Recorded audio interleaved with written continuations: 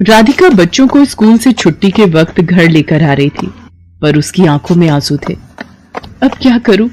बच्चों की फीस अगले 15 दिन तक नहीं भरी तो बच्चों का नाम स्कूल से काट देंगे। 6 महीने की फीस कहां से लाऊंगी? मुझे कुछ समझ नहीं आ रहा।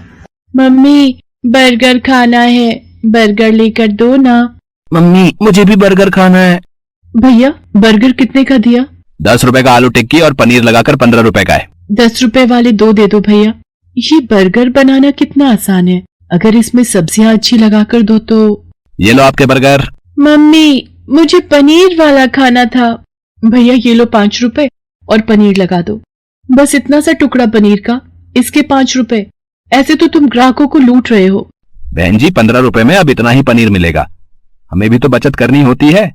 अगर एक ही बर्गर पर ढेर पनीर लगा दिया तो फिर हमने दुकान चला ली।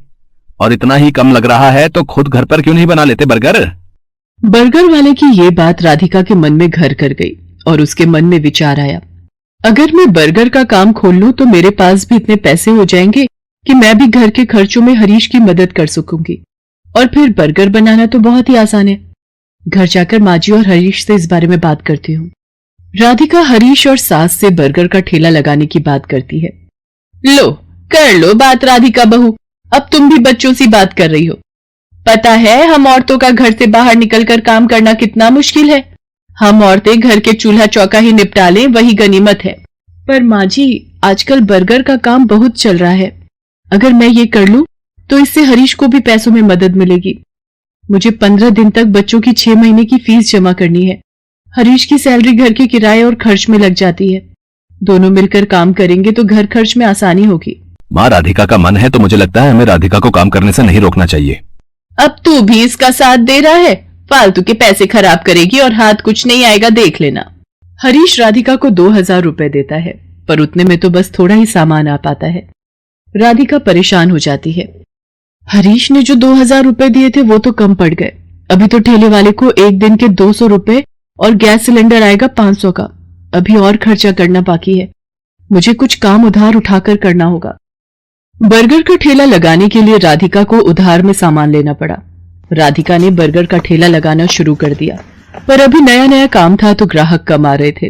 राधिका शाम के वक्त बर्गर का ठेला लगाती थी, पर जैसा उसने सोचा था वैसा बिल्कुल भी नहीं हुआ। मैंने सोचा था बर्गर बिक जाएंगे तो मेरी थोड़ी कमाई हो जाएगी, पर यहाँ पर तो एक भी बर्गर नहीं बिका। पता नहीं मेरी कमाई कैसे होगी। अगर कुछ दिन तक ऐसे ही चला तो माँ जी और हरीश मुझे इस काम के लिए मना कर देंगे। बहुत हिम्मत करके मैंने ये काम शुरू किया था। राधिका अभी ये सोच ही रही थी, तभी वहां एक गरीब औरत अपने 2 बच्चों के साथ आती है। दीदी, बहुत भूख लगी है, मेरे बच्चे 2 दिन से भूखे हैं। अरे, तुमने 2 दिन से कुछ नहीं खाया? रुको, मैं अभी तुम तीनों को एक एक बर्गर देती हूँ। शुक्रिया दीदी, आज तुमने हमारा पेट भरा है, और जो भूखों का पेट भरता है भगवान उसे कभी भूखा नहीं रहने देते। तुम्हें जब भी भूख लगे तुम मेरे ठेले पर बेझिझक आ जाया करो, और यहाँ पर तुम अपने बच्चों के साथ अपनी भूख मिटा सकती हो। वो गरीब औरत अपने बच्चों को लेकर खुशी खुशी वहां से चली जाती है। राधिका घर आ जाती है, पर उस दिन उसकी कमाई नहीं हुई थी। ये देखकर उसकी सास गुस्सा करने लगती है। लो, मैंने तो पहले ही मना किया था कि ये चोचले पालने की जरूरत नहीं है। पिछले 3 दिन से मुश्किल से 100 रुपए कमाकर घर आ रही है और सामान लगा लेती है 2 से 3 हजार रुपए का रोजाना का। अब रोटी सब्जी तो बनेगी नहीं। हम सब ये बर्गर खाकर पेट भर लेते हैं। क्यों, अब तो तू खुश है ना अपना नुकसान करके? माँ जी, मैं कोशिश कर रही हूँ ना, और मुझे विश्वास है एक दिन मुझे अपने काम में सफलता जरूर मिलेगी। राधिका अगले दिन ठेले वाले से ठेला किराए पर लेने के लिए जाती है तो वो उसे मना कर देता है। देखो बहन जी, मैं पिछले 4 दिन से तुम्हें उधार पर ठेला दे रहा हूँ है। 200 रुपए रोज का किराया है, बस आज के लिए और उधार दे रहा हूँ। अगर तुमने कल सुबह तक मेरे ठेले के किराए के 1000 रुपए नहीं दिए तो मैं किराए पर तुम्हें ठेला नहीं दूंगा। अब क्या करूं? हरीश से मांगूंगी तो वो मुझे इस काम को बंद करने के लिए कह देंगे, और माँ जी तो पहले ही मेरे काम के खिलाफ हैं। पर मुझे अपने बच्चों के लिए पैसे जोड़ने हैं। हे भगवान, मेरी मदद करो। राधिका भगवान से प्रार्थना करती है कि उसके ठेले पर ग्राहक आ जाए। तभी नमस्ते जी, मैं पीछे वाली गली में बर्गर की एक दुकान चलाता हूँ। यहाँ से गुजरते हुए 2 दिन पहले मैंने आपको ये बर्गर का ठेला लगाते हुए देखा था। मुझे 15 दिन पहले एक अनाथ आश्रम के लिए बर्गर का ऑर्डर मिला था, पर 10 दिन पहले एक हादसे में मेरी सीधे हाथ की हड्डी टूट गई, जिसके कारण मैंने अभी बर्गर बनाने का काम रोका हुआ है। पर मैं ऑर्डर के पैसे ले चुका था, इसलिए मैं वहां मना भी नहीं कर सकता।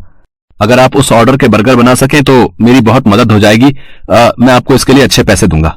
जी मैं जरूर करूंगी। आप मुझे बता दीजिए कितने बर्गर बनाने हैं। शाम को 4 बजे ही वहां पहुंचना है। जिन्होंने मुझे ऑर्डर दिया है उनके बच्चे का जन्मदिन है, वो अनाथ आश्रम 4 बजे पहुंच जाएंगे। वैसे मैं आपके साथ अपने एक आदमी को काम पर लगा देता हूं जो आपकी इस काम में मदद करेगा। ये 5,000 रुपए आप एडवांस रखो, बाकी के पैसे मैं आपको काम खत्म होने के बाद शाम को दे दूंगा, ठीक है?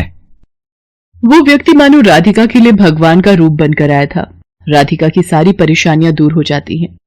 वो अपने उधार के पैसे भी चुका देती है और बच्चों के स्कूल की फीस भी जमा कर देती है। उस व्यक्ति को राधिका का काम इतना पसंद आता है कि वो राधिका के साथ पार्टनरशिप में काम करने लगता है। राधिका अब एक बर्गर की दुकान चलाती थी। राधिका की मेहनत और हिम्मत देखकर उसकी सास और हरीश बहुत खुश थे।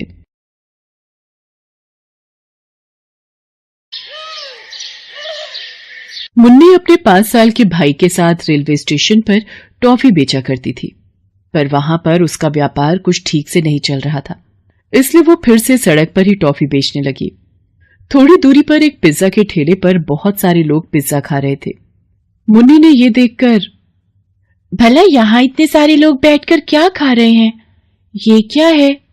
ये सोचकर मुन्नी उससे पिज्जा खरीदकर खाने लगी। उसे वो बहुत स्वादिष्ट लगा। अरे वाह, ये तो बहुत स्वादिष्ट है, ना जाने इसे कैसे बनाते हैं। ऐसा सोचते हुए अपने भाई को भी खिलाकर वो वहां से घर चली जाती है। अगली सुबह भाई ने अपनी बहन से खाना मांगा, तब मुन्नी उससे कहती है, रुक जा मेरे भाई, तेरे लिए ही तो खाना बना रही हूँ। फिर उसने अपने भाई को खाना खिलाया और खाते खाते सोचने लगी, मुझे जल्द से जल्द कोई और काम ढूंढना होगा, इस काम से तो कोई फायदा नहीं हो रहा, कुछ करना होगा। वो ये सोच ही रही थी कि अचानक उसे कल खाया हुआ पिज्जा याद आया। मुझे ये पता लगाना होगा कि वो कैसे बनाते हैं और मुझे खुद बनाना होगा। वो ये सोचकर भाई को साथ में लेती है और पिज्जा बनाने वाले के पास जाती है। अंकल, आप ये पिज्जा कैसे बनाते हो, मुझे बताओगे आप? अगर मेरी मदद करोगे तो मैं भी बनाकर बेचना चाहती हूँ। उसके ऐसा पूछने पर आदमी ने कहा, अच्छा, तो तुम मेरी बराबरी करना चाहती हो? सुबह सुबह दिमाग खराब करके रखा है, जाओ यहाँ से। उसने उसे फटकार कर दूर जाने को कहा। ऐसी बात नहीं है, एक बार मेरी बात तो सुनिए। वो ऐसा कह ही रही थी पर उसने धक्का मार दिया। इतने में वहां से गुजर रही एक औरत ने उसे देखा। अरे क्या हुआ बेटा? और आप इस तरह बच्चे को क्यों ढकेल रहे हैं? उसके पूछने पर उस आदमी ने सारी बातें उसे बता दी। तब उस औरत ने कहा, आप भी हद कर रहे हैं, वो लड़की अपना गुजारा करने के लिए ही आपसे मदद मांग रही है, पर आप छी। उस दुकानदार को डांटकर वो औरत उस लड़की को लेकर दूर कहीं जाती है और उससे कहती है, बेटा क्या तुम्हारे इस दुनिया में कोई नहीं है? और ये लड़का किसका है? ये मेरा भाई है और हमारे माँ और बाबूजी का हाल ही में देहांत हो गया था। तब से हम दोनों ही रेलवे स्टेशन पर टॉफी बेचते हैं, पर मेरा व्यापार ठीक से नहीं चल रहा, नुकसान ही नुकसान हो रहा है। मेरी समझ में कुछ नहीं आ रहा है।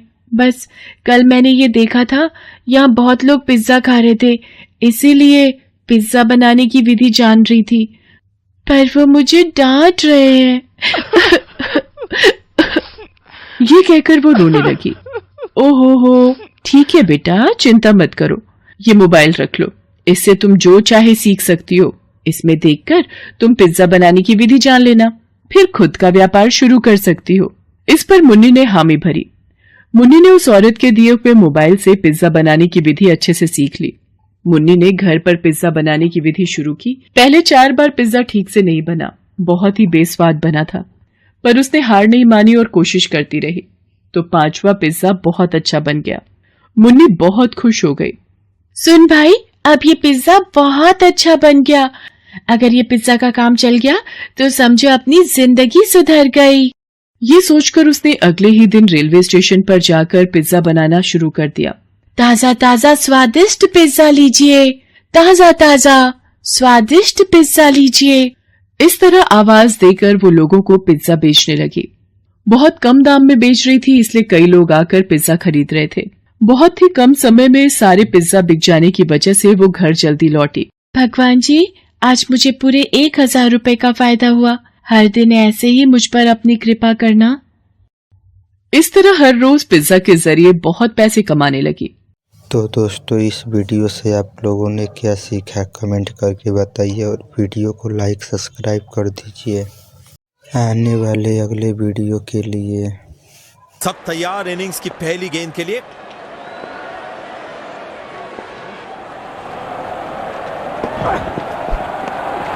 ओ, बहुत ही बढ़िया गेंदबाजी का प्रदर्शन गेंदबाज द्वारा। गेंदबाज अच्छी लय में लग रहे हैं। क्या ये विकेट ले पाएंगे? चलिए देखते हैं। ये अच्छा शॉट, गेंद हवा में, लेकिन कमाल की फील्डिंग, गेंद को बाउंड्री पे जाने से बचाया।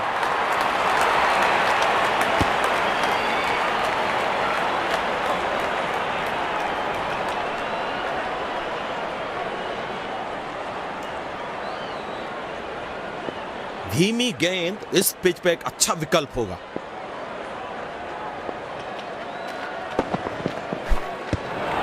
खराब शॉट सिलेक्शन, बिल्कुल समझ नहीं पाए गेंद को।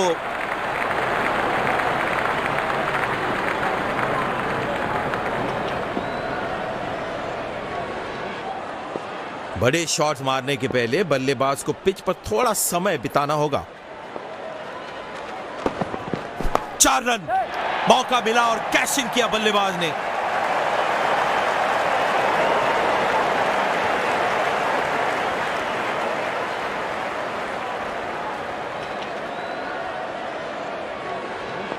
बढ़िया फॉर्म में लग रहे हैं बल्लेबाज।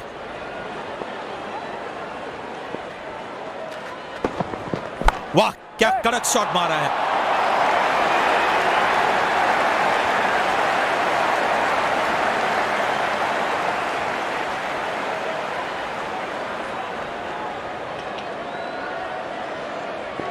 दर्शकों ने बढ़िया माहौल बनाया है आज। क्वालिटी क्रिकेट जो देखने मिल रही है उन्हें। तेज करारा शॉट, 4 रन के लिए, क्या खूब टाइमिंग थी।